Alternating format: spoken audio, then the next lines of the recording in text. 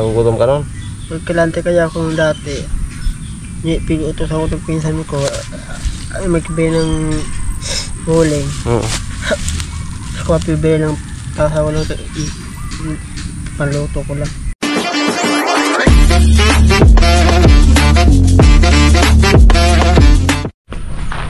Magandang tanghali po. Kasama ko si Tilo. Ayan.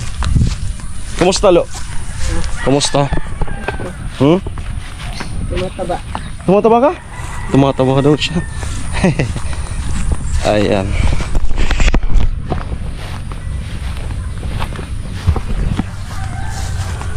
So, for today's vlog, interview natin si Tilo.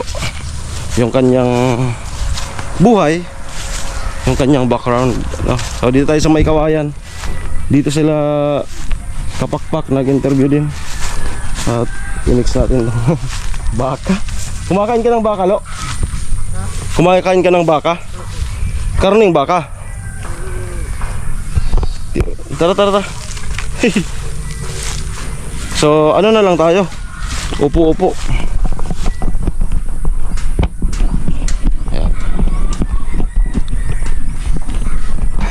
Tara na. Nakikipagharutan din yung baka na. Ayan. Okay. Ang ganda ng view, Lo. Dito ka. Ito ka. Ayan. Dito. Lapit ka. Lapit. Dito. Lapit ng konti. Para ano, hindi tayo. Nahihiya ka? Napanood mo yung interview ni Kapakpak? So ganun yung gagawin natin. Ikikwento mo sa kanila yung buhay mo, no? So ayan, matatandaan nyo po nung nakasali si Tilo sa Team Pahuway nung project house kay Gwen, no? So ako na muna yung mag-ano. Si Tilo po ay galing doon sa kapitbahay nila Gwen, yung nanay na naglalabandera. Tapos nung siguro mga pangatlong araw, lumalapit-lapit to dun sa site habang gumagawa kami.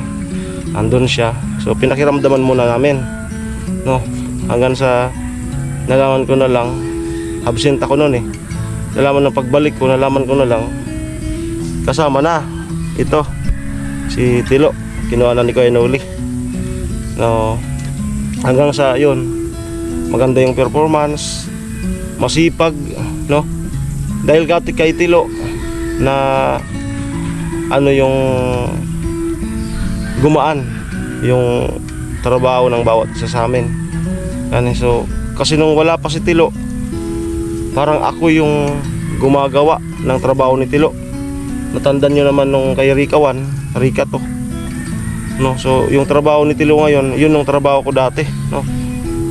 Kaya dun sa mga nagsasabing tamad ako, kung napanood niyo po yung mula sa simula, ay masasabi niyo po, kayo na po makapagsasabi, no? So gumaan po yung ano ko simula nung dumating si Tilo sa Team Pahuway, no? So noon, grabe, pagdating nga sa inumin noon kay Rigawan, dun pa ako sa kalsada. Tapos luto ko pa, kudkod, igib, ang layo ng iniigiban. Yung iniigiban dun sa inumin siguro mga 400 meters o 500. Tapos dun sa may sabungan sa gilid ng kalsada. So tiniis ko yun. Then nga, kasi kung magandang samahan, okay lang yan. Basta magandang samahan, no? So dumating si Tilo, halos siya na po yung yung sumalo. Kasi nga po ako noon is yun nga, wala akong skill. Ang may offer ko lang sa grupo is pagluto, paglibor, no? Kaya ganun. So ngayon si Tilo, no? Pati sa barracks siya na rin nagluluto. Marunong lang siyang magluto sa almusal, no? Lo, natuto ka na rin at pinagtiwalaan din, no? Hanggang sa kalaunan ay yun nga, sinama-sama na ni Kuya Noli. Nakapunta ka na dun sa bahay ni Kuya Noli, no? So ako hindi pa ako nakapunta doon. Si Tilo nakapunta na. Busog ka pa, Lo, dito. Bagong ligo naman ako. So ayan, natutumba-tumba. So ayan po yung function ni Tilo hanggang sa kasalukuyan. Natapos yung bahay kay Chinchin, ngayon kay Ate Bidang, kay ano. So grabe na yung serbisyo ni Tilo sa Team Pahawaii at napamahal na din talaga. Yun nga, dumating sa punto na may nagbigay sa kanya ng cellphone noon kay Jojo, no?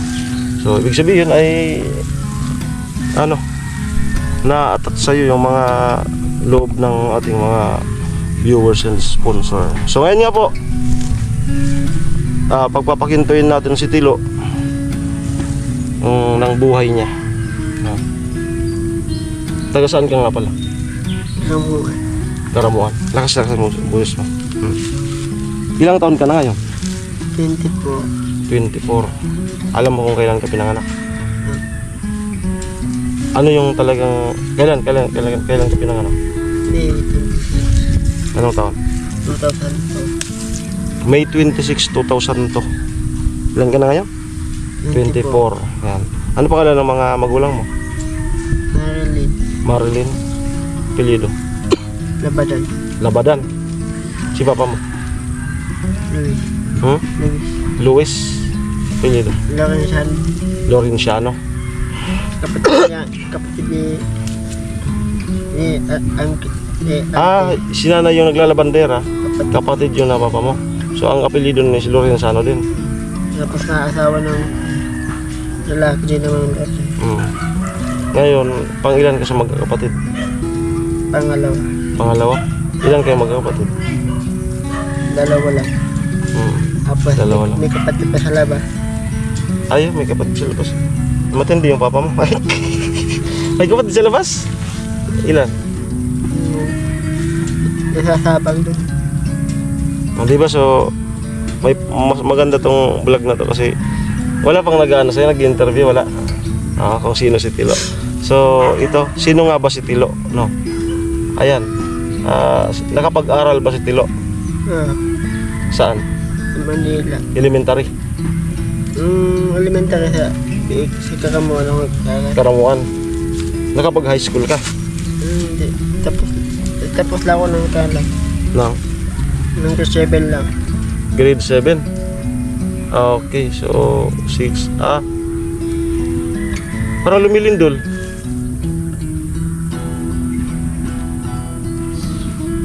Parang ano, naka-ganon lang akong posisyon. Parang yumug-yug. Naramdaman mo? Di man? Guni-guni ko lang. Okay. So yan po. Si Tilo po pala ay nakatungtong ka rin pala ng ano, ng high school. Hindi ka na naka-second year. Hindi ka na naka-grade 8. Bakit?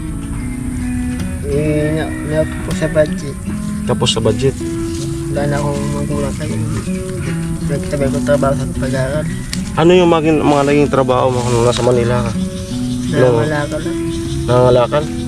Yung pag walang kalakal, dun daw sa palengke. Ayun. So si Tilo po pala ay nangangalakal.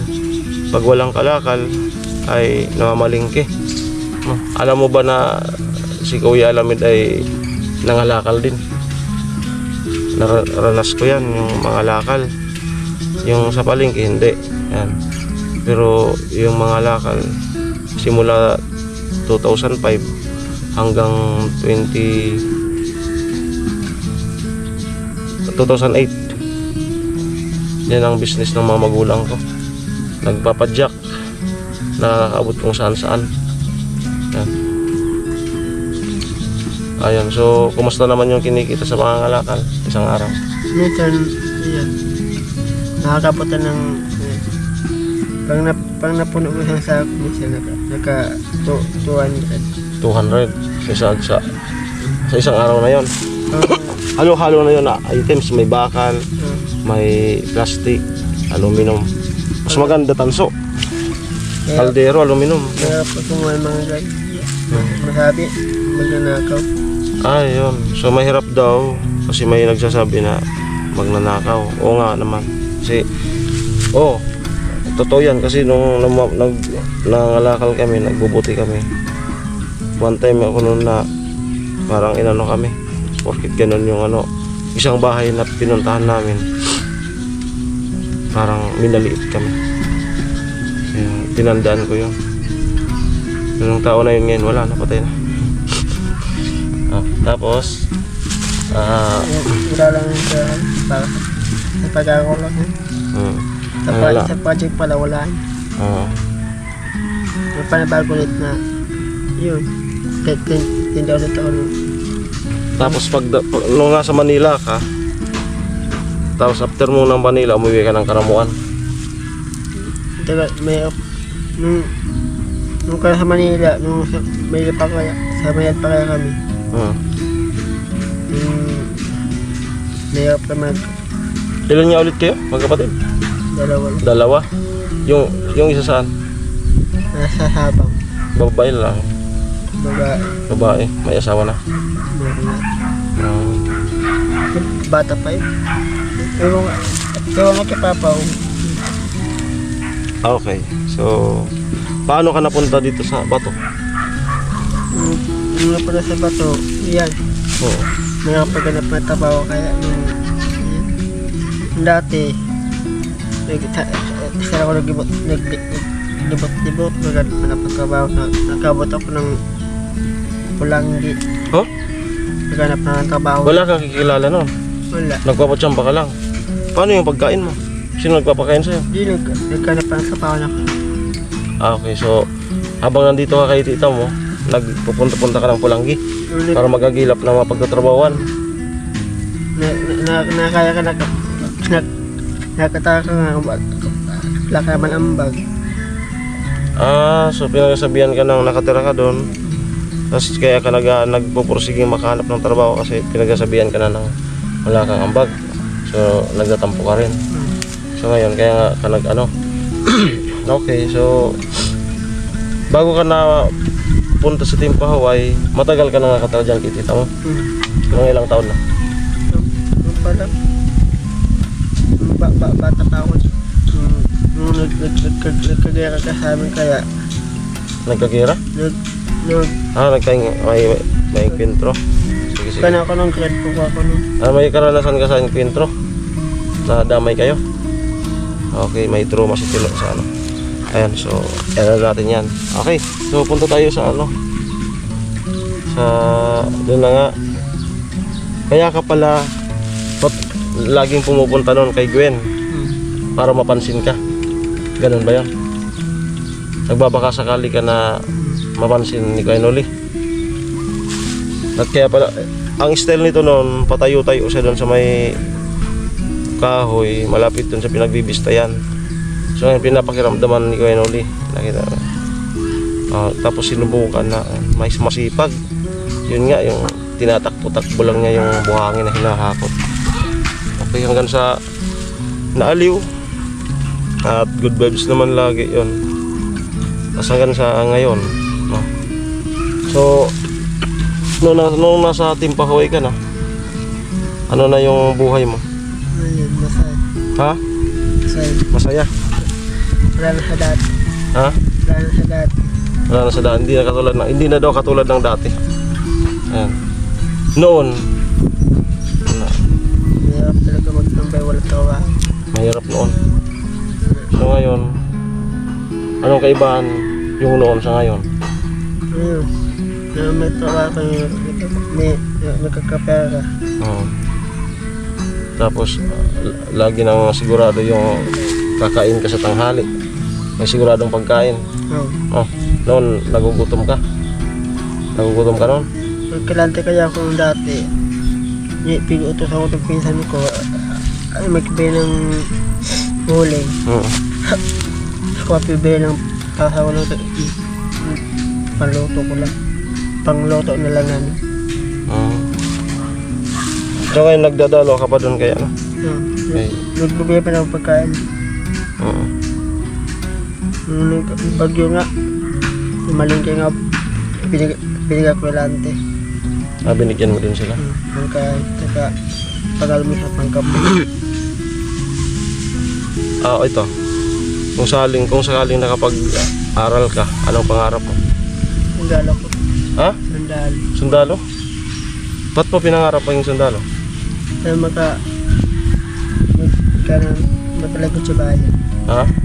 Maglingkod sa bayan. Maglingkod sa bayan. Ayan po, kung sakali pa lang nakapag-aral si Tilo, sundalo yung pangarap niya. Anong klaseng sundalo? Sige daw. Marami kasing klaseng sundalo. Sasabak sa kaya. Sasabak sa gera. Army. Okay. So, pag sinabi kasing sundalo, Navy, Air Force, or Army. Sa pagkakaalam ko, hindi po kasali yung police sa sundalo. Pag sinabi sundalo yung Army, Air Force, Navy. Yan po yung pagkakaalam ko. Okay, so maganda po yung ano ni Tilo. So ganun talaga ang buhay.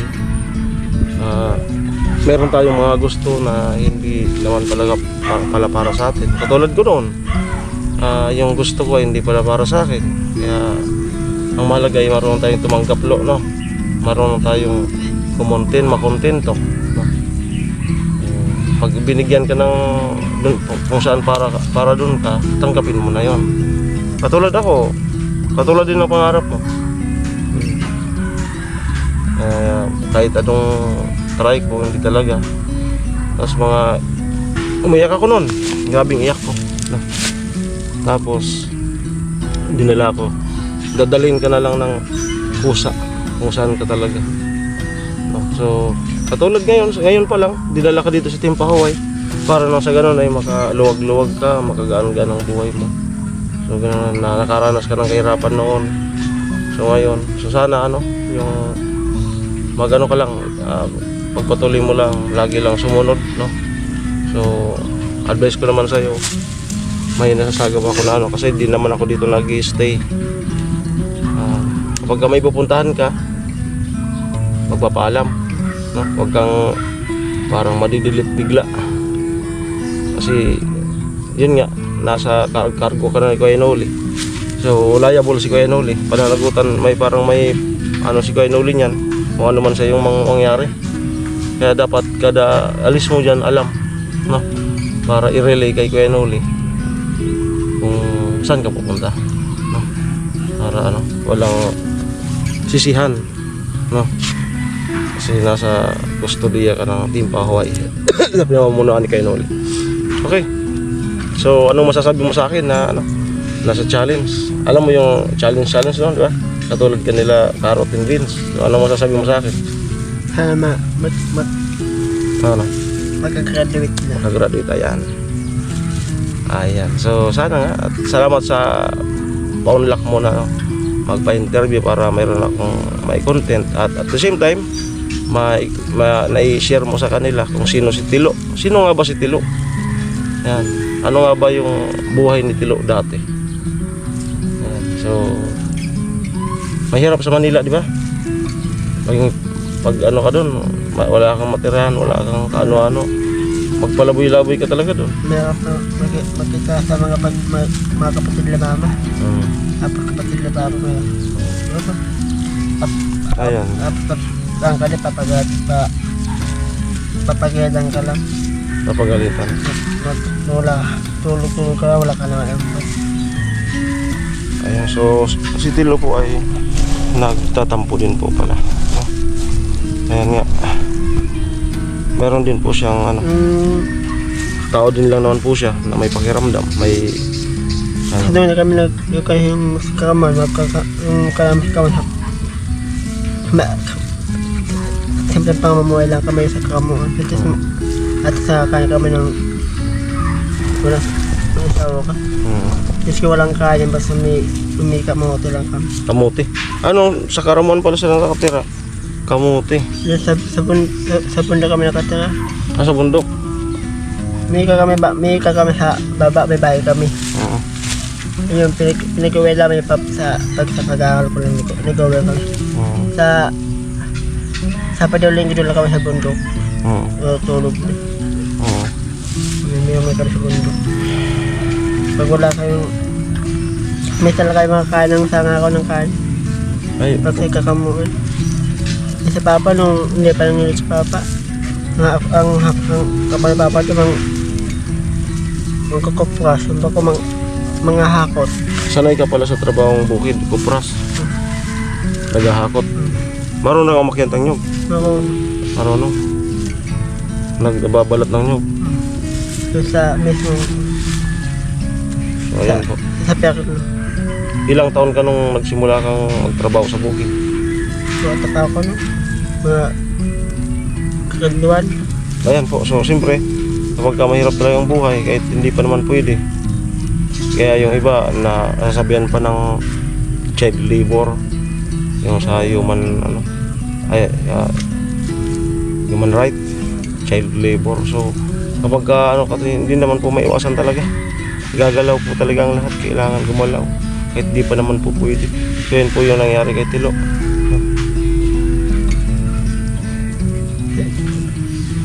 Minsan lang ako magagala, hindi panagagala ko. Ayan. Papalunok na papa. Ayan. So, minsan lang daw siya makagala. Pag nakagala, papaluin. Minsan may, ayan. Kapag, Naglapitan yung mga aso. Nagsipaglapitan yung mga aso.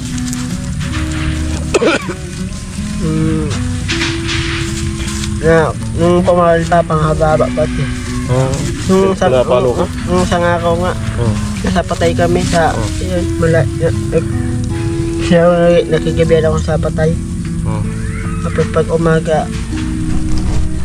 lalo sa tapa, may kasama pamalong ang haba, saka ng bayaba. Tapos naimatay ako sa bundok, yung pagkakatambunok, naimatay ako. Ano yung matay ka? Ano? Tingog niya kaya. Ano yung matay? Hindi ako na kaya yung kaya maglakad, umiyak. Kasi pinalo ka? Naimatay ka sa sakit? Ng palo? Napuruan ka, no? So, ganun talaga. Pati ko, nakaranas din ako ng ganyan. Wala na akong paglat eh. Parang normal naman yan. Nakaranas din ako ng mga palo-palo na yan. Maswerte yung mga nakaranas ng palo. Kasi talagang yun yung mga family oriented. Hindi ka naman papaluin kung yung palo na yun. Tatatak yun. Ilang didisiplina lang mga magulang. Okay, so ayan po yung buhay ni Tilo. So yan nga po, ang edad niya 24, no? So yan po yung naging karanasan din. Nag-Manila. Ayan. Sa Manila po, kung wala kang kakilalang mahirap doon. Yung parang sa Kalakan. Mga ngalakal ka talaga. Mga malimos.